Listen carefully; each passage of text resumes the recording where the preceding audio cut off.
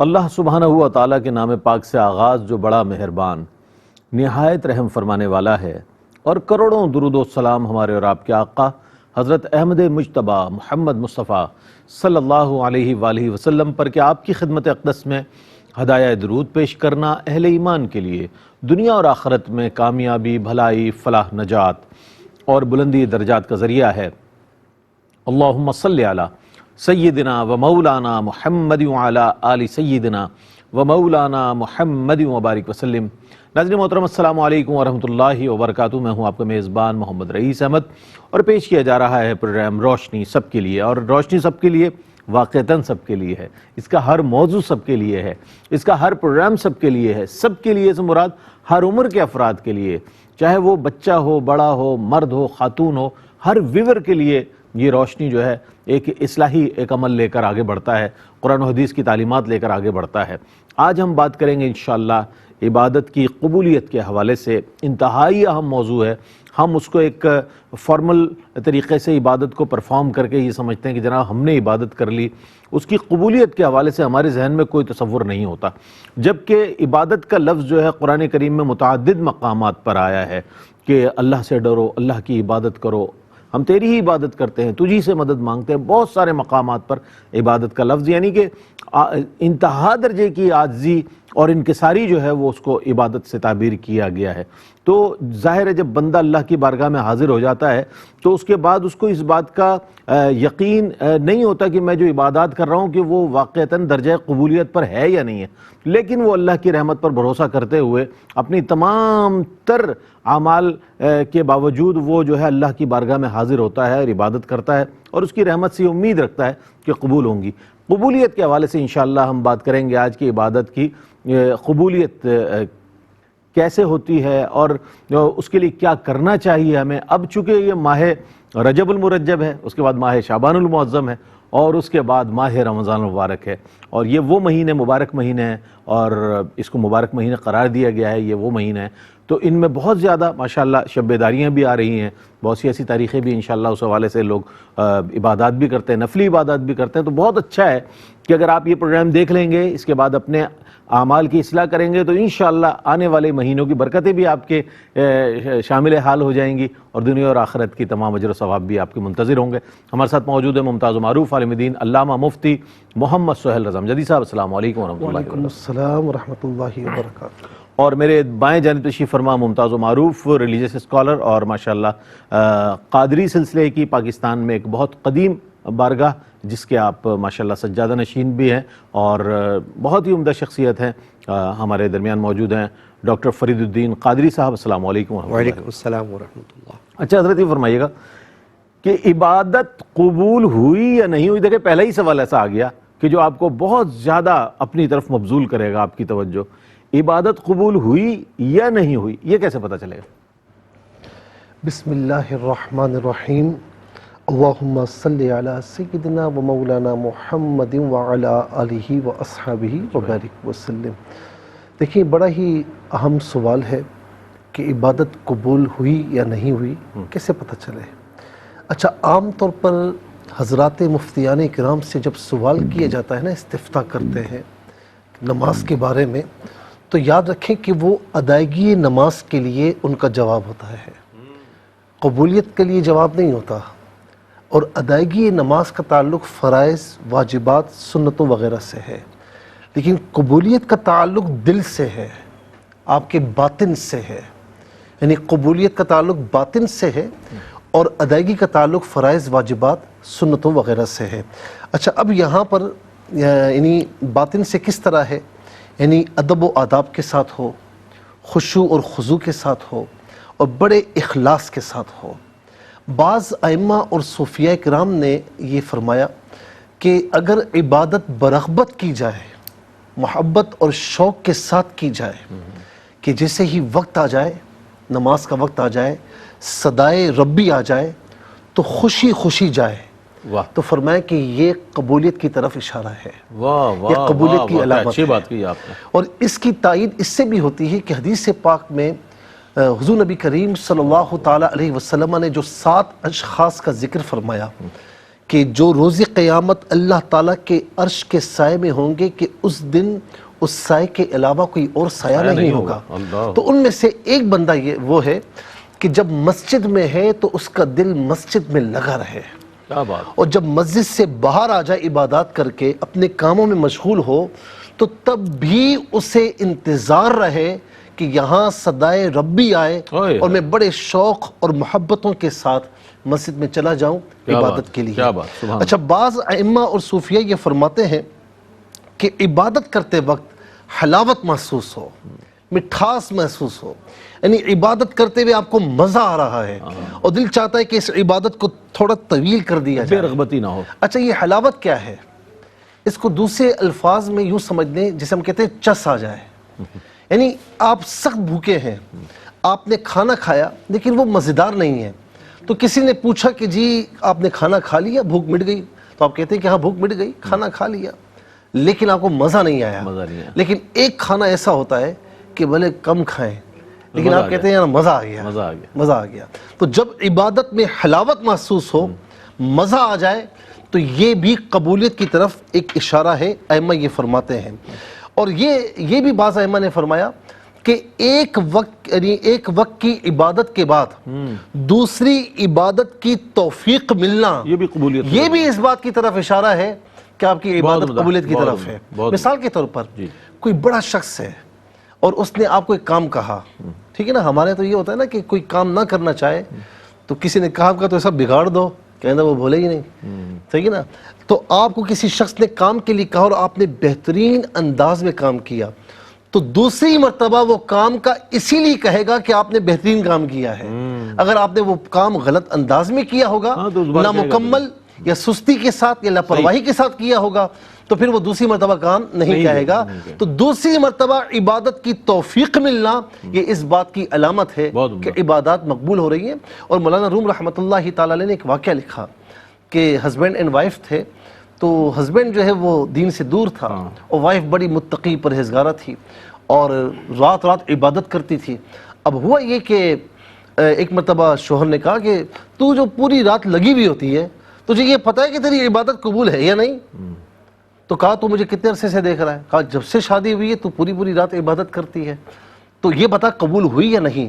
تو کہا کہ ایک رات کے بعد دوسری رات میں عبادت کی توفیق ملنا یہ اس بات کی علامت ہے کہ میری عبادات جس کے لیے میں کر رہی ہوں وہ قبول فرما رہا ہے. اور یہاں پر میں عرض کروں گا کہ یاد رکھیں کہ یہ وہ علامتیں ہیں کہ جو اللہ رب العالمین اس کے دل میں اتارتا ہے. اور فَاذْكُرُونِي أَذْكُرْكُمْ یہی بتاتا ہے نا کہ تم میرا ذکر کرو میں تمہارا ذکر کروں گا. کیا مطلب ہوا؟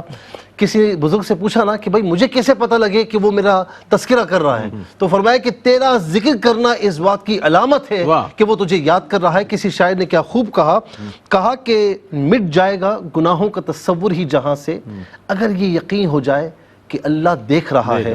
پھر فرماتے ہیں کہ سر جھکانے سے نمازیں ادا نہیں ہوتی، دل جھکانا پڑتا ہے عبادت کے لیے. کیا بات ہے، کیا کہنا ہے. بنیادی طور پر عبادت جو ہے عبد اور معبود کے درمیان ایک رابطے کا سلسلہ ہے.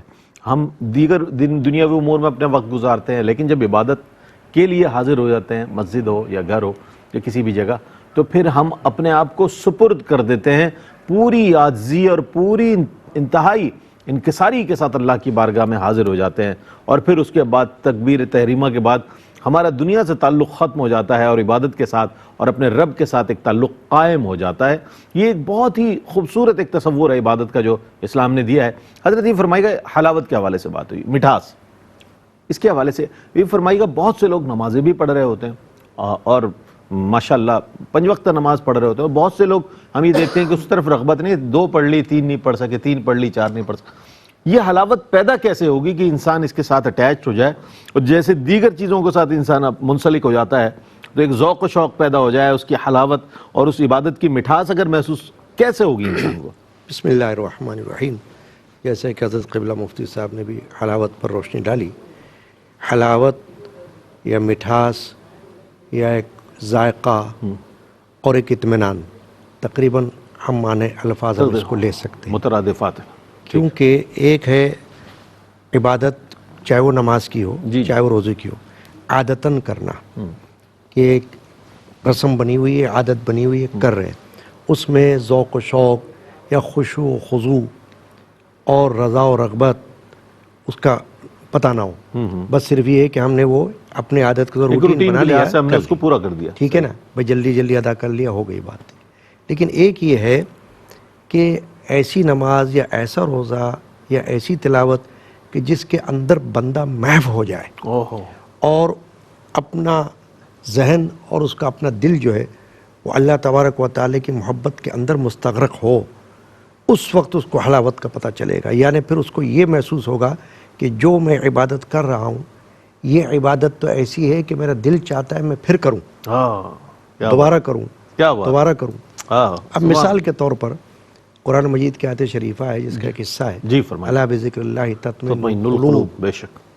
کہ سنو کہ قلوب کا اطمینان اللہ کی یاد میں، اللہ کی اللہ کے ذکر میں.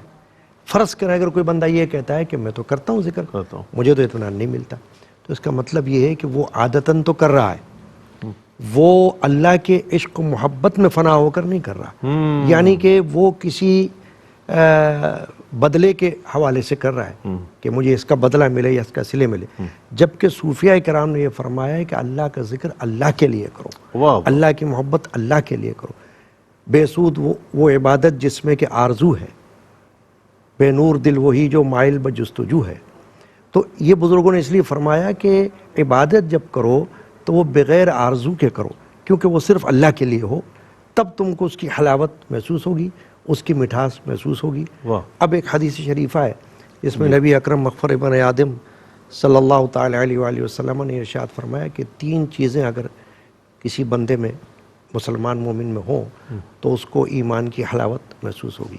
ایک تو یہ کہ اللہ تبارک و تعالی کی محبت اس کے دل کے اندر ہو، ایک یہ کہ نبی اکرم صلی اللہ علیہ وسلم کی محبت دیگر تمام لوگوں سے بڑھ کر ہو، بے شک بے شک. اور ایک یہ کہ جب کفر سے اللہ کسی کو اسلام میں داخل کرنے کا موقع دے دے، ایسی یعنی کہ بڑا خوشخبری اللہ تعالی کی طرف سے مل جائے کہ وہ کفر میں تھا اور حالت اسلام میں آ گیا، حالت اسلام. اب دوبارہ معاذ اللہ حالت کفر میں جانے کو ایسا سمجھے جیسے کوئی اس کو آگ میں اوئے پھینک رہا ہے، ہائے ہائے. کیا بات. جیسے کوئی اس کو آگ میں ڈال رہا ہے، ٹھیک ہے نا. تو جب ایسی کیفیت کسی بندے یا بندی اللہ کی، مرد یا عورت جو بھی ہو، اس کے اندر یہ پیدا ہو جائے، محسوس ہو جائے، تو وہ سمجھے کہ یہ ایمان کی حلاوت ہے، واہ واہ. یہ مٹھاس ہے، یہ اطمینان قلب ہے، اطمینان ہے. دیکھیں نا ایک بندہ ہے کہ وہ نماز بھی پڑھ رہا ہے، سب کچھ کر رہا ہے، لیکن وہ لگن، وہ توجہ جو اس کو ہونی چاہیے وہ پیدا نہیں ہو رہی، نہیں ہو رہی. تو اس کا مطلب ہے کہ اس نے عادتاً تو وہ عبادت کر لی ہے، ہاں صحیح. لیکن برضا و رغبت جس میں کہ اللہ کی طرف اس کا دھیان چلا جائے، جس کو ہم کہتے ہیں فنائیت. فنائیت. ایک فنائیت کا بھی ایک مقام مرتبہ ہوتا ہے نا، بے شک. تو وہ فنائیت والی منزل کی طرف جب تک وہ قدم نہ رکھے اس وقت تک ایمان کی حلاوت، مٹھاس یا ذائقہ یہ آپ کو محسوس نہیں ہو سکتا. کیا کہنا. ایک وقفہ لیتے ہیں، وقفے کے بعد بہت عمدہ موضوع، بہت اہم موضوع، میری آپ کی اور تمام مسلمانوں کی زندگیوں کا اہم ترین موضوع، یعنی کہ عبادت اور اس کی قبولیت کے حوالے سے بات ہو رہی ہے. ابتداءً بات ہوئی کہ آیا یہ جو ہے حلاوت کیسے پیدا ہوگی اور کیسے معلوم ہو یہ کہ آیا ہماری عبادت قبول ہوئی بھی ہے یا نہیں ہوئی. ایک ایسا کوشچن مارک ہے کہ جو ہر عبد کو جو ہے وہ اس کے ذہن میں اور اس کے دل میں پیدا ہونے والا سوال ہے. میں عبادت تو کر رہا ہوں، کیا خبر اللہ تعالیٰ میری عبادت کو قبول کرے نہ کرے. تو اس حوالے سے یہ پروگرام بہت اہم ہے آپ کے لیے، اس کو ضرور دیکھیں، کنٹینیو رہے گا انشاءاللہ. ایک وقفہ ہے، وقفے کے بعد حاضر ہوتے ہیں، ہمارے ساتھ رہیے گا. عبادت کی قبولیت آج موضوع ہے، اور عام طور پر دیکھا یہ گیا ہے کہ والدین ہوں، بزرگ ہوں، وہ ایسے بچوں کو تربیت دے رہے ہوتے ہیں کہ جناب اگر کوئی اور ان کا کوئی دوست، کوئی فرینڈ کسی بھی شعبے میں ترقی کر رہا ہو، بیٹا اس کو ذرا اپنے ساتھ رکھا کرو، ہمارا بچہ بھی کچھ سیکھ لے گا. تو یہ جو عبادت کا ذوق و شوق ہے، اس کو پیدا کرنا کیسے ممکن ہے کہ عبادت کا ذوق و شوق جب بچپن سے، اگر ایک بچہ میں نے دیکھا ہے کہ نمازی ہو تو پھر عمر کے آخری حصے تک اس میں ایک پابندی رہتی ہے نماز کی. اچھا، عبادت کو صرف ہم نماز تک محدود نہیں رکھ سکتے، یہ بہت بڑے وسیع تناظر میں ایک لفظ ہے عبادت. اس حوالے سے فرمائیے گا کہ عبادت کا ذوق و شوق کیسے پیدا کیا جائے. میں چاہتا ہوں اس پر کچھ کروں کلام. دیکھیں قرآن کریم میں اللہ رب العالمین نے ایمان والوں کی جو ایک صفت بیان فرمائی کہ والذین آمنوا اشد حبا للہ، بے شک کہ وہ ایمان والے اور وہ ایمان والے جو سب سے زیادہ اگر محبت کرتے ہیں تو اللہ سے محبت کرتے ہیں. اور حضور نبی کریم صلی اللہ تعالیٰ علیہ وسلم سے بڑھ کر اللہ تعالیٰ کی بارگاہ میں محبت کرنے والا کون ہو سکتا ہے؟ کوئی بھی نہیں ہو سکتا. لیکن آپ بھی تعلیماً یہ دعا ارشاد فرماتے ہیں، عرض کرتے ہیں کہ اللہم اجعل حبک احب الی من نفسی و اہلی و ماء البرد. کیا بات. ایک معتدل ٹھنڈا پانی آقا علیہ السلام کو پسند تھا نا، تو عرض کی کہ یا الہ العالمین تو مجھے اپنی محبت عطا فرما، میری جان میری آہل سے زیادہ اور ٹھنڈے پانی سے زیادہ تو مجھے اپنی محبت عطا فرما. ٹھیک ہے نا. اچھا اب یہاں پر ایک بات میں عرض کروں کہ محبت اللہ تعالیٰ کی جب دل میں بسائی جائے نا تو تب عبادت کا ذوق اور شوق پیدا ہوتا ہے. جب محبت ہی نہ ہو، محبت ہی نہیں ہے، تو پھر عبادت کا ذوق اور شوق کبھی عطا نہیں کیا جاتا. اور میں یہاں پر یہ عرض کروں گا آپ کی خدمت میں کہ دنیا میں کوئی بھی کام جو کیے جاتے ہیں اس کی دو وجوہات ہوتی ہیں، دو ریزنز ہوتے ہیں. یا تو وہ کسی کے ڈر سے وہ کام کرتا ہے، کسی کے خوف سے، نہیں کیا تو چھوڑے گا نہیں کیا تو مجھے نکال دے گا، ٹھیک ہے نا، اور نہیں کیا تو سزا بھی دے گا، ٹھیک ہے. اور بعض اوقات جو دوسرا ریزن ہے، کسی کی محبت میں آ کر وہ کام کیا جاتا ہے، ٹھیک ہے نا.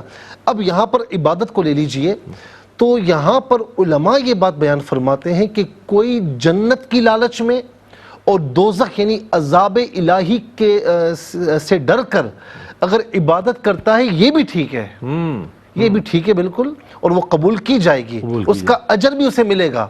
لیکن صوفیاء الگ بات فرماتے ہیں، جو اہل محبت ہے وہ فرماتے ہیں کہ محبت لالچ یا خوف سے نہ کی جائے، بلکہ عبادت جو ہے لالچ اور خوف سے نہ کی جائے، بلکہ عبادت اللہ تعالیٰ کی محبت میں گم ہو کر کی جائے. دیکھیں حضور نبی کریم صلی اللہ تعالیٰ علیہ وسلم نے اس بات کی طرف اشارہ بھی فرمایا نا کہ قرۃ عینی فی الصلاۃ، نماز میں میری آنکھوں کی ٹھنڈک ہے. آپ راتوں کو اٹھ کر عبادات فرما رہے ہیں، باقی سب پر 5 نمازیں فرض ہیں، آپ نے تہجد بھی اپنے اوپر فرض فرمائی. کیوں؟ اس لیے کہ آپ کو مزہ آتا تھا، آپ کو لطف آتا تھا. سیدہ خاتون جنت رضی اللہ تعالی عنہا جن کے ہم نام لیوا ہیں، جن کے قدموں کی خاک پر ہم سب قربان ہو جائیں، وہ کیا عرض کرتی ہیں، مولا تو نے راتیں اتنی جو ہے وہ قصیر بنائی ہیں، اتنی چھوٹی بنائی ہیں کہ تیری یہ عاجزہ بندی دل کھول کر تیری بارگاہ میں سجدہ بھی نہیں کر سکتی. کچھ رات کو طویل فرما تاکہ میں جی جان سے سجدہ کروں اور طویل سجدہ کروں. کیوں؟ کہ انہیں سجدوں میں، انہیں قیام میں، رکوع میں، اللہ تعالیٰ کی بارگاہ میں کھڑے ہونے میں، سجدہ کرنے میں، بیٹھنے میں مزہ آتا تھا. اس لیے وہ کہتے تھے کہ بھئی راتوں کو یا الہ العالمین راتوں کو طویل فرما. اور دوسرا یہاں پر ایک عرض اور بھی ہے کہ اللہ تعالیٰ کی محبت کیسے پیدا کی جائے. ایک سوال یہ بھی ہے نا، دنیا میں آپ کس سے محبت کرتے ہیں؟ والدین سے. کیوں جی؟ اب ان کی وجہ سے دنیا میں آئے. اچھا اسی طریقے سے کوئی آپ پر احسان کرے تو آپ پوری زندگی اس سے محبت کرتے ہیں کہ نہیں یار جب مجھ پر برا وقت تھا یہ میرا محسن ہے، میں اسے کچھ نہیں کہوں گا. یہ سارے عارضی ہیں، یہ سارے بطور سبب ہیں. اصل جو منعم حقیقی ہے، جو سارے احسانات جس نے ہم پر کیے ہیں، دنیا میں جو کچھ عطا فرمایا حقیقت میں اسی نے عطا فرمایا، وہ اللہ رب العالمین ہے. جب ہم عام کسی محسن کی محبت دل میں بسا لیتے ہیں اور عام کسی سے محبت ہو جائے کسی وجہ سے، لیکن جب ہم یہ خیال کریں کہ وہ مولا، وہ رب تعالیٰ جس نے سب چیزیں مجھے عطا فرمائیں، تو محبت خود بخود دل میں پیدا ہو جائے گی. خود بخود دل میں احسانات یعنی احساس پیدا ہونا شروع ہوگا کہ سارے احسانات، ساری نعمتیں، یہ ساری رحمتیں اللہ رب العالمین نے مجھے عطا فرمائی ہیں. تو پھر خود بخود محبت پیدا ہوگی. اور اس بات کی تائید اس سے ہوتی ہے کہ قرآن کریم نے جہاں پر عبادت کا حکم دیا نا، یا ایھا الناس اعبدوا ربکم الذی خلقکم والذین من قبلکم لعلکم تتقون، جو عبادت کا حکم دیا نا، اس عبادت کی جو علت بتائی وہ بھی اللہ تعالیٰ کے احسانات اور اس کی نعمتوں کو بنایا. مثال کے طور پر الذی جعل لکم الارض فراشا، کون سا رب جس نے زمین کو تمہارے لیے فراش بنایا، بچھونا بنایا. والسماء بناء، آسمان کو تمہارے لیے سائبان بنایا، چھت بنایا. وانزل من السماء ماء، اور پھر آسمان سے پانی برسایا. فاخرج به من الثمرات رزقا لکم، پھر زمین سے انواع قسم کے رزق تمہارے لیے نکالے. تو کہنے کا مطلب یہ ہے کہ یہ تمام چیزیں یاد کرے کہ اللہ تعالیٰ مجھ سے اتنی محبت کرتا ہے کہ اس نے اتنی نعمتیں مجھ پر عطا فرمائی، اتنے اس کے احسانات کہ وَإِن تَعُدُّوا نِعْمَةَ اللَّهِ لَا تُحْصُوهَا، میں گن بھی نہیں سکتا. تو جب محبت پیدا ہو جائے گی تو خود بخود وہ بندہ محبت اور ذوق و شوق کے ساتھ آگے بڑھے گا، اور آگے بڑھ کر اللہ تعالیٰ کی بارگاہ میں عبادت بھی ذوق و شوق کے ساتھ کرے گا. اور یہاں پر آخری بات میں عرض کروں گا کہ اس میں ضمنی ایک بات ہے کہ اصول یہ ہے کہ جس فیلڈ میں آپ کام کو اپنانا چاہتے ہیں اس فیلڈ کے ایکسپرٹ سے رابطہ کرتے ہیں. ٹھیک ہے نا؟ اگر آپ کو محبت چاہیے نا اللہ تعالیٰ کی تو اہل محبت کی صحبت اختیار کریں، محبت بھی ملے گی، عبادات بھی ملیں گی. سبحان اللہ، سبحان اللہ. محبت ہی کہتے ہیں کہ ضروری ہے ہر کام کے لیے. اگر کوئی کام بے دلی سے کیا جائے تو بس وہ ایک فارمیلٹی ہوگی، آپ نے پوری کر دی. لیکن محبت کے ساتھ جب کام کریں گے، ذوق و شوق ہوگا اس میں شامل، تو وہ کیفیت یہ الگ ہوگی اور اس کے حلاوت ہی الگ ہوگی. اچھا، ہم یہ بھی جاننا چاہیں گے اس مرحلے پر کہ بہت سارے کام، ان الصلاۃ تنہی عن الفحشاء والمنکر، قرآن کریم میں ارشاد ہوا کہ بے شک نماز برائی اور بے حیائی کے کاموں سے روکتی ہے. یہاں یہ دونوں باتیں سامنے آئی کہ جناب ذوق و شوق سے عبادت کرنا یا عادتیں عبادت کرنا. کوئی بھی صورت ہو، عبادت ادا ہو رہی ہے، عبادت کی جا رہی ہے، لیکن اس کے باوجود اعمال و افعال ویسے نظر نہیں آ رہے جو کہ ایک نمازی، پنجگانہ نمازی اور ایک پابند نمازی کے نظر آتے ہیں. تو وہ کون کون سے اعمال ہیں کہ جو ضائع کر دیتے ہیں عبادت کو؟ اس کو بھی جان لینا اور سمجھ لینا اور ذہن میں اس کو محفوظ کر لینا بہت ضروری ہے، تاکہ ہماری عبادات جو ہیں، جس کے لیے ہم سردی کی راتوں میں وضو کر کے اللہ کی بارگاہ میں کھڑے ہو جاتے ہیں، جب گرمی کی شدید گرمی ہو، تب بھی کوئی بھی موسم ہو، لیکن اللہ کی عبادت جاری و ساری ہے. تو وہ کون کون سے اعمال ہیں جو عبادت کو ضائع کرتے ہیں؟ میں چاہتا ہوں اس پر ڈاکٹر صاحب کچھ کلام فرمائیں تو بہت اچھا ہوگا. قرآن مجید میں ایک اصطلاح ہے حبط عمل کے حوالے سے کہ اعمال، کوئی بھی عمل ہو، نیکی کا عمل ہے، وہ یا تو باطل ہو جائے یا ضائع ہو جائے. عمل تو ہو چکا، لیکن جو عمل کا بدلہ ہونا چاہیے تھا، صلہ ہونا چاہیے تھا، وہ حاصل نہ ہو. اب مثال کے طور پر ہم نماز پڑھتے ہیں، اس کی بھی کچھ شرائط ہیں، اس کے بھی کچھ تقاضے ہیں. قرآن مجید کی تلاوت کرتے ہیں تو اس کے بھی آداب ہیں. روزہ آپ رکھیں گے تو اس کے بھی شرائط ہیں. کوئی عبادت ایسی نہیں ہے جس کو آپ یہ کہیں کہ جس کی جو مرضی آئے کر لے، جیسا کر لے. نہیں، وہ بھی اپنے ایک دائرے کے اندر رہ کر وہ عبادت کو ادا کیا جاتا ہے. تو قرآن مجید میں ایک جگہ اللہ پاک نے یہ فرمایا ہے، یا ایھا الذین آمنوا لا تبطلوا صدقاتکم بالمن والعطا، ایمان والو اپنے صدقات کو باطل مت کرو. جو اللہ کی راہ میں تم صدقہ و خیرات کرتے ہو، کچھ بھی کس طرح باطل نہ کرو؟ بالمن والعطا، یا تو احسان رکھ کر یا تکلیف پہنچا کر. یعنی آپ نے کسی کو اللہ کی راہ میں کچھ دے تو دیا، لیکن پھر آپ نے اس پر احسان بھی جتایا، اس کو شرمندہ بھی کیا، عزت نفس کو مجروح بھی کر دیا، اور یا اس کو اذیت پہنچائی کسی طریقے سے، صرف اس بنا پر کہ تمہیں پتہ نہیں میں نے تمہارے ساتھ کیا نیکی کی. تو ایسا جو عمل ہوگا اس کے بارے میں علماء نے فرمایا کہ قرآن کی روشنی میں وہ عمل آپ کا جو ایسا ہوگا جیسے عقارت گیا. اگرچہ علماء کرام یہ کہتے ہیں کہ دیکھیں بعض اوقات ایسا بھی ہوتا ہے کہ نیکی آپ نے کر لی، آپ کو خیال نہیں رہا، اور آپ نے کوئی عمل ایسا کر لیا جو اس کے خلاف ہے، صحیح نہیں ہے، تو ثواب تو آپ کو مل جائے گا، لیکن اس نیکی کی جو برکات ہیں، اثرات ہیں، وہ آپ کو محسوس نہیں ہوں گے. اس لیے محسوس نہیں ہوں گے کہ آپ نے اس کے خلاف عمل کر لیا ہے، کہ نیکی اپنی جگہ کر لیا، آپ نے کر لیا. اب مثال کے طور پر سورۃ الحجرات میں حضور اکرم مغفر بنی آدم صلی اللہ علیہ وسلم کے بارگاہ کے آداب، جس کو ہم آداب رسالت کہیں، اس کے بارے میں ابتدائی آیات اللہ پاک نے خود نازل فرمائی کہ ایمان والو اپنی آواز نبی کی آواز پر مقدم نہ کرو، اونچی نہ کرو، اور ان کو اس طرح مخاطب نہ کرو جیسے آپس میں ایک دوسرے کو مخاطب کرو، کہیں تمہارے اعمال ضائع ہو جائیں اور تمہیں خبر بھی نہ ہو، وانتم لا تشعرون، کہ تمہیں خبر بھی نہیں ہوگی. تو اس کا مطلب تو یہ ہوا کہ اگر جس چیز کو اللہ تبارک و تعالی نے ممنوع قرار دے دیا ہے، اس چیز کو لے کر اگر کوئی خیال نہیں رکھے گا اس بات کا، تو جو اور بقیہ اعمال ہیں اس کے وہ بھی ضائع ہو سکتے ہیں. مثلا ایک تو آداب رسالت ہے نا، اس کا آپ نے خیال نہیں رکھا. نماز آپ پڑھ رہے تھے وہ بھی ضائع ہو سکتی ہے. بالکل. روزے رکھ رہے تھے وہ بھی ضائع ہو سکتے، کیونکہ اللہ تبارک و تعالیٰ نے اس کو اس پر منحصر کیا ہوا ہے نا، انحصار اس پر رکھا ہوا ہے، کیونکہ بارگاہ رسالت کے آداب بہت بڑی نعمت ہے. بالکل. ٹھیک ہے نا. ادب گاہے زیر آسماں آزرش نازک تر، عرش نازک تر. نفس گم کردہ می آیت جنید و بایزیدی جا. اب آپ بتائیے کہ جس جگہ یہ معاملہ ہو وہاں عام آدمی کی کیا مجال ہے. اللہ اللہ اللہ. تو اس لیے کہنے کا مقصد یہ ہے کہ جو اعمال ضائع ہونے والی بات ہے وہ یہ ہے کہ یا تو آپ عمل کریں. ایک چیز اور بھی ہے، دیکھیے ہر عبادت جو ہے نا وہ محض اللہ ہی کے لیے ہو. جب بھی کوئی خدا نہ خواستہ معاذ اللہ ریاکاری کا اس میں شائبہ پیدا ہو جائے، دکھاوے کا شائبہ، اور دکھاوا جو ہے بعض لوگ غلط سمجھتے ہیں. بعض لوگ یہ سمجھتے ہیں وہ نماز پڑھ رہا ہے دکھاوا کر رہا ہے. نہیں، دکھاوا نیت سے ہوتا ہے. اگر ریاکاری کی نیت، مسجد کے اندر 500 آدمی نماز پڑھ رہے ہیں، ہر ایک دوسرے کو دیکھتا ہے. ہاں، کوئی سنت پڑھ رہا ہے، کوئی نفل پڑھ رہا ہے، وہ اس کو دیکھ رہا ہے، اس کو دیکھ رہا ہے، تو وہ دکھاوا تھوڑی ہو گیا. دکھاوا یہ ہے کہ جو عمل جو بندہ کر رہا ہے عبادت، وہ اس نیت سے کرے کہ میں دکھاؤں. جب اس نیت سے کرے گا وہ دکھاوے کی نیت سے، تو ہی دکھاوا کاؤنٹ ہوگا، تو ہی ریاکاری کاؤنٹ ہوگی. تو اب اگر فرض کریں، آپ کو جو سوال ہے اس کی روشنی میں بات کر رہا ہوں، کہ اگر کوئی معاذ اللہ ریاکاری کی نیت سے کوئی نیک عمل کرے گا تو وہ بھی ایسا ہے کہ جیسے ہفتے عمل کے وہ اس کے عمل جو وہ ضائع ہو جائیں گے، کیونکہ اس نے بظاہر تو عمل صحیح کر لیا.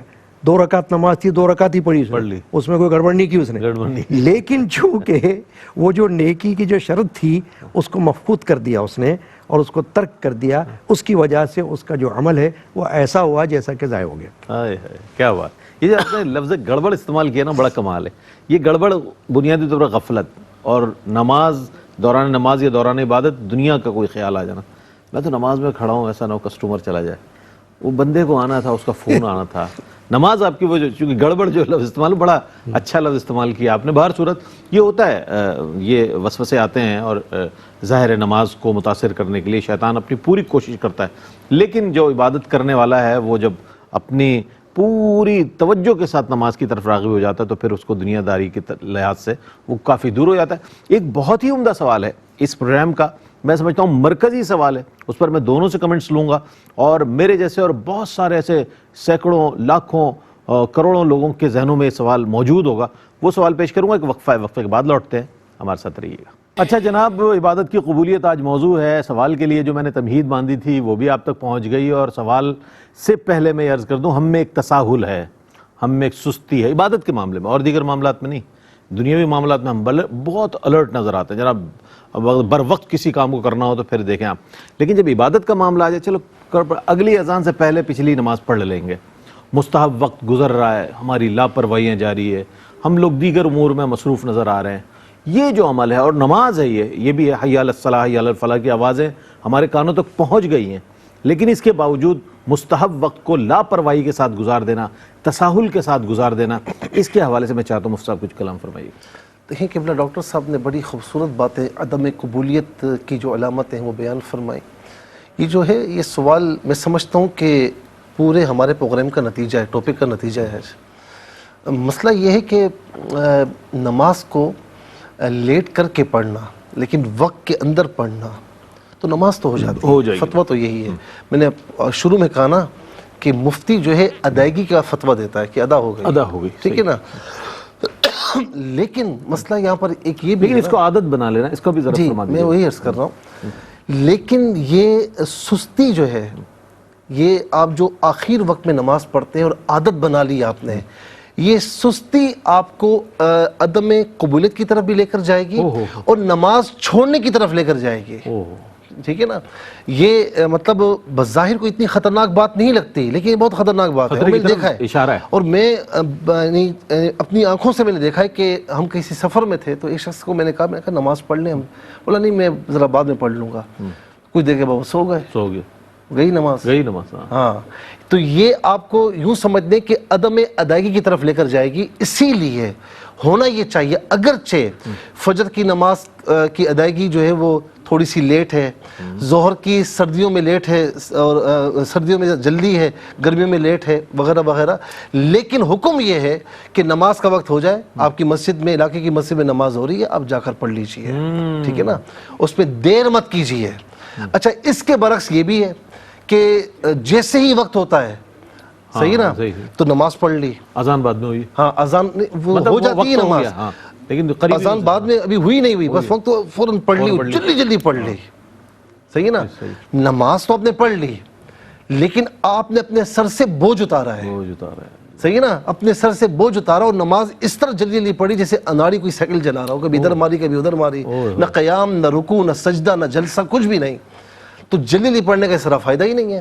اور یہاں پر میں ایک بات عرض کروں کہ قرآن کریم میں ہے کہ وَإِنَّهَا لَكَبِيرَةٌ إِلَّا عَلَى الْخَاشِعِينَ, اللہ, ہاں ڈرنے والے, 5 وقت نماز ہے, نماز بھاری ہے مگر ڈرنے والوں کے لیے نہیں ہے. ڈرنے والوں. اور قد افلح المؤمنون 18ویں پارے کے آغاز میں چلے جائیے کہ تحقیق کامیاب ہوئے ایمان والے کون, الذین هم فی صلاتہم خاشعون, جو اپنی نمازیں خشوع اور خضوع کے ساتھ پڑھتے ہیں. ٹھیک ہے نا. اول وقت میں پڑھنا جلدی جلدی یہ بھی صحیح نہیں ہے. اول وقت میں جماعت کے ساتھ پڑھتے ہیں, بہت اچھی بات ہے, اور بالکل تمام تقاضوں کے ساتھ پڑھتے ہیں, بالکل صحیح بات ہے. لیکن دیر کرنا اور بالکل اخیر وقت تک, تو یہ آپ کو ہلاکت کی طرف لے کر جائے گا. اس میں ذرا غور فرما لیجئے. اچھا دوسری چیز یہ ہے کہ چونکہ عبادت جو ہے نا اللہ تعالیٰ کی تعظیم اور اس کی بارگاہ میں جھکنا ہے, تو یاد رکھیں کہ جھکنا اس وقت ہے جب حکم ہو. ٹھیک ہے نا, اس وقت حکم نہیں ہے اور حکم کے بعد آپ آ رہے ہیں. یہ ایسی بات ہے کہ آپ کسی ادارے میں کام کرتے ہیں, 9 to 5 آپ کی ڈیوٹی ہے, آپ روزانہ جو ہے وہ 6 بجے پہنچ رہے ہیں کہ میں پوری رات گزاروں یہاں پر, تو فائدہ نہیں ہے, وقت گزر چکا ہے. ہاں, تو جب حکم ہے, جس وقت حکم ہے تو اسی وقت آپ تعظیم کے لیے جھک جائیں. ٹھیک ہے نا. اسی طریقے سے آپ یہ دیکھیں بہت سے لوگوں کی عادت ہے, یار وہ فجر کی نماز ہاں زور کے ساتھ پڑھ لیتا ہوں نا, قضا پڑھ لیتا ہوں, زور کی کبھی چھوٹ گئی تو عصر کے ساتھ پڑھ لی. ہاں کبھی خدا نہ خاصہ سوتے میں یا کوئی اس طرح گزر گئی نماز, آپ نے قضا پڑھ لی, توبہ کی, اللہ تعالیٰ معافی عطا فرمانے والا ہے. اس کی عادت بنا لی تو قرآن کریم میں فَوَيْلٌ لِّلْمُصَلِّينَ کہ برائی ہو, خرابی ہو, یا ویل جہنم کی ایک وادی کا نام ہے.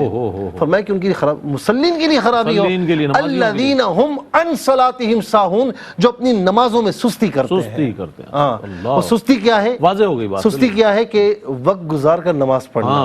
اچھا جو جلدی جلدی نمازیں پڑھتے ہیں, تو حضور نبی کریم علیہ السلام کو نے دیکھا کہ ایک شخص نماز پڑھے, نہ رکوع صحیح, نہ قیام صحیح, نہ سجدہ صحیح. فرمایا کہ ایسی نمازیں منہ پر دے ماری جائیں گی. تو کسی نے بڑے پیارے انداز میں اسے اپنے اشعار میں پرویا ہے. وہ فرماتے ہیں کہ رگوں میں وہ لہو باقی نہیں, وہ دل, وہ جگر, وہ آرزو باقی نہیں, نماز روزہ قربانی و حج سب باقی ہے, تو باقی نہیں. واہ واہ. اچھا بات یہی ہے کہ ہم یہ دیکھتے ہیں, اور دنیاوی امور میں مصروفیت ہو, تقریبات ہو. ایک جملہ اور بھی کہوں گا, ہمارے یہ عادت ہے کہ نماز پڑھنی ہے تو گھر کے کپڑوں میں پڑھ لو, عام کپڑوں میں, گندے کپڑوں میں پڑھ لو. دعوت میں جانا ہے تو اچھے کپڑے. اس پر بھی زیادہ غور کر لیجیے. اس پہ بھی یہ جو پروٹوکول ہے, ارحم الراحمین سب سے بڑے بادشاہ کی بارگاہ میں نماز کا ایک اپنا پروٹوکول ہے. کس بارگاہ میں آپ جا رہے ہیں اور وہ آپ کو معلوم ہونا چاہیے کہ احکم الحاکمین کی بارگاہ میں آپ حاضر ہو رہے ہیں, جس نے پیدا کیا ہے, جس نے تمام نعمتیں. اور فرمایا گیا نا, جیسے مفتی صاحب نے فرمایا, تو یہ بھی فرمایا گیا کہ فَبِأَيِّ آلَاءِ رَبِّكُمَا تُكَذِّبَانِ, کہ تم اپنے پروردگار کی کون کون سی نعمت کو جھٹلاؤ گے. کوئی نعمت ایسی نہیں ہے کہ جس کو جھٹلایا جائے. اور بات یہ کہ جب ہم نعمتوں پر اللہ کا شکر ادا کریں گے تو اس کا احسان بھی مانیں گے, احسان مانیں گے تو خوش و خضوع کے ساتھ نماز بھی پڑھیں گے. اب یہ آج عبادت کے حوالے سے بات ہوئی, میں چاہتا ہوں ڈاکٹر صاحب سے پیغام لے لوں, چونکہ یہ بہت اہم موضوع ہے. تساہل پر بھی بات ہوئی کہ یہ تساہل نہیں کرنا چاہیے, اجرت میں بھی نماز نہیں پڑھے, تاخیر کے ساتھ بھی نماز نہ پڑھے, اس کے وقت پر نماز پڑھے جیسا کہ حکم ہے, اور پورے پروٹوکول کے ساتھ نماز پڑھے. یہ بہت, جب انسان قیام کرتا ہے تو اللہ کی بارگاہ میں نہ جانے اللہ کی رحمت کتنی جوش میں ہوتی ہوگی کہ میرا بندہ میری خاطر اس وقت کھڑا, میری عبادت کے لیے کھڑا. تو یہ دیکھیں کہ نماز کا ہر رکن جو ہے وہ سپردگی کی طرف اشارہ کر رہا ہے کہ آپ نے اپنے آپ کو, پورے وجود کو اللہ کے سپرد کر دیا ہے, اس کی عبادت کے سپرد کر دیا ہے. تو نہ جانے اللہ تعالیٰ اس کے کتنا اجر و ثواب آپ کو دے رہا ہوگا. اس تصور کو سامنے رکھتے ہو کیا پیغام دیجیے گا حضرت؟ عبادت کی قبولیت پر آج ہم نے بات کی, یہ بہت اہم موضوع ہے اور ہر دور کا, ہر وقت کا موضوع ہونا چاہیے ہمارا. کیا فرمائیے گا؟ آخری جو سوال ہے آپ کا, اس میں میں یہ عرض کروں کہ دیکھیے اعلیٰ حضرت امام علیہ سنت الشیخ احمد رضا رحمۃ اللہ علیہ نے نمازوں کی جو مستحب اوقات بیان فرمائے, فرمایا کہ نماز کے 2 حصے کریں, اگر آپ اوقات کے وقت کے 2 حصے کریں تو جو اگلا حصہ ہوگا وہ مستحب وقت ہے. یعنی 2 حصے, مثال طور پر 1 گھنٹہ ہے, ایک نماز کا 1 گھنٹہ ہے, مثال سمجھ لیں, تو 1 گھنٹے میں پہلا آدھا گھنٹہ چھوڑ دیں آپ, اگلا آدھا گھنٹہ باقی ہے نا، تو اس میں جو وقت ہوگا وہ مستحب وقت ہے، لیکن وقت شروع ہو جائے گا اس وقت جب سے کہ وقت شروع ہو چکا. تو اب اگر فرض کریں وقت شروع ہونے پر کسی نے نماز ادا کر لی تو نماز ہو گئی. اس وقت تک اس کے پاس وقت ہے جب تک وہ وقت ختم نہ ہو جائے. صحیح. تو یہ نہیں آپ کہہ سکتے کہ اس نے وقت کے اندر نماز پڑھی تو وقت کھو کر نماز نہیں پڑھی، وہ وقت کے اندر ہی ادا ہوئی. وقت کے اندر ہی ادا ہوگی. یہ جو حضرت علامہ مفتی صاحب نے فرمایا ہے یہ بالکل درست ہے کہ وہ جو قرآن مجید میں اللہ نے فرمایا فویل للمصلین الذین هم عن صلاتهم ساہون، وہ وقت گزار کر پڑھنے والوں کے لیے. وقت گزار کر وقت گزارنے کا مطلب یہ کہ وقت تو گزر چکا تو وہ قضا ہو گئی. اب آپ پڑھ رہے ہیں بلا وجہ تو اس کی پکڑ ہوتی ہے. صحیح. کہ بلا وجہ نہیں، ورنہ مستحب اوقات میں نماز اس طریقے سے ہو جائے گی کہ ایک وقت فجر کے لیے جیسا ہے کہ جب تک کہ سورج نہ نکلے اس وقت اس کا وقت باقی ہے. بلکہ حدیث پاک میں تو یوں بھی ہے کہ اجالے میں ذرا نماز پڑھی جائے، حدیث پاک موجود. تو میں یہ سمجھتا ہوں کہ یہ سوال بڑا اہم تھا جو آپ نے کیا تھا کہ اس طریقے سے بندے کو سمجھنا چاہیے. کبھی کبھی دیکھیں نا انسان ہے کام کاج میں اس کو فوراً موقع نہیں ملتا، ٹھیک ہے، وہ کہتا ہے میں یہ میرے ہاتھ میں کام ہے ذرا میں کر لوں تو نماز پڑھوں. تو بھئی نماز کا وقت موجود ہے تو ٹھیک ہے پڑھ لیجیے آپ نماز، وہ کوئی مسئلہ نہیں. ہاں البتہ جماعت ایک الگ چیز ہے، تو جماعت کو کھونا نہیں چاہیے کیونکہ جماعت سنت موقع ہے. کوشش کرنی چاہیے کہ جماعت میں حاضر ہو. میں بہت شکریہ ادا کروں گا ڈاکٹر صاحب آپ کی تشریف آوری کا. مفتی صاحب آپ تشریف لائے. عبادت ایک ایسا موضوع ہے کہ جس پر ہم اکثر الحمدللہ ٹیمپلیٹس پہ بھی آپ دیکھتے ہیں، ARYQ TV کے مختلف پروگرامز بھی دیکھتے ہیں، اور ظاہر ہے ہمارے پیدا کیے جانے کا مقصد بھی یہی ہے کہ ظاہر ہے جن و انس کو اللہ نے اپنی عبادت کے لیے پیدا کیا، اپنی عبادت کے لیے اس نے پیدا کیا. ہم اپنے امور میں لگ گئے، ہم نے عبادت کو پس پش ڈال دیا، ہم نے اس کو ایسا سمجھ لیا کہ چلیں اب وقت ملے گا تو کر لیں گے، لیکن یہ ہم کریں گے تو کام ہوگا چونکہ یہ تو دنیا ہماری ذمہ داری ہے. جبکہ وہ تمام چیزیں وہ اللہ کے ذمہ کرم پر ہے کہ وہ کس طرح اس کو بہتر کرتا ہے. ہمارا کام یہ ہے کہ ہم عبادت کریں اور اللہ کو راضی کرنے کے لیے اور اللہ کی خوشنودی حاصل کرنے کے لیے وہ تمام امور انجام دیں کہ جو نماز ہے، دیگر فرائض و واجبات، مستحبات اور دیگر چیزیں ہیں جس سے ہم اللہ کی بارگاہ میں یہ پیش کر کے اپنی بندگی کا ثبوت دے سکتے ہیں. بہر صورت جو کچھ کہا گیا ہے اللہ تعالیٰ سے دعا ہے کہ اللہ تعالیٰ اسے قبول فرمائے اور ہمیں اس پر عمل کرنے کی توفیق عطا فرمائے. اس کے ساتھ ہی اپنے میزبان محمد رئیس احمد کو اجازت دیجیے. اللہ حافظ.